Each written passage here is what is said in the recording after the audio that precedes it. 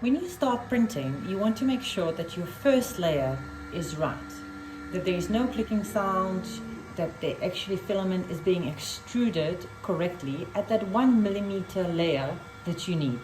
So that means that the distance between the plate, the build plate, is right. This clicking sound means that actually the build plate is too close to the plate and we can print.